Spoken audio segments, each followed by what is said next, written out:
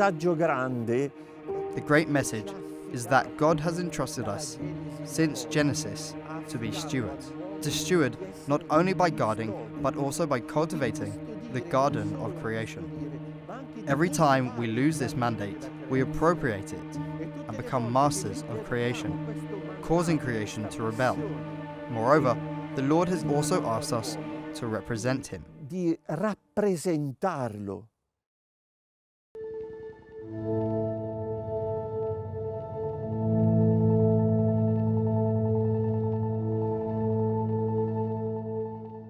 In the year 1225, a gravely ill and nearly blind St. Francis of Assisi, aware of his impending death, composed a hymn of gratitude that would resonate through the ages, known as the Canticle of the Creatures, or the Canticle of Brother Sun. It celebrates the beauty of creation and the mystery of life.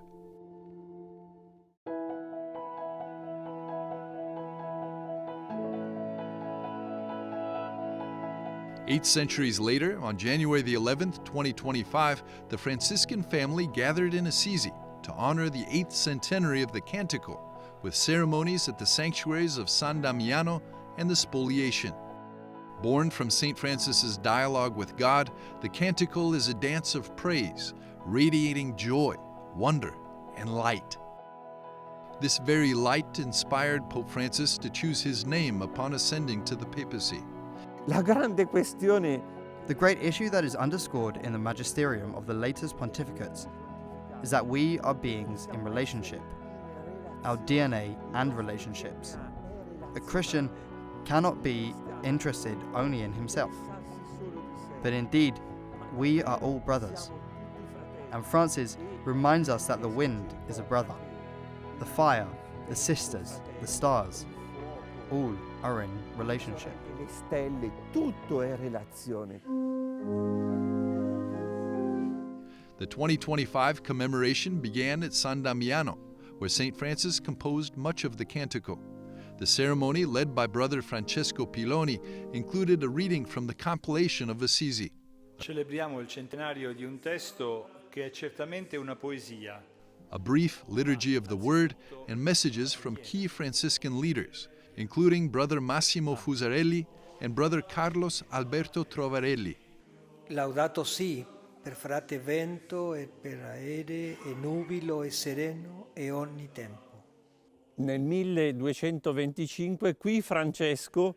In 1225, here, Francis, after having received the stigmata a year earlier at La Verna, on a night of great tribulation, where there were even mice running alongside his body, he strongly asks the Lord for help with his sufferings.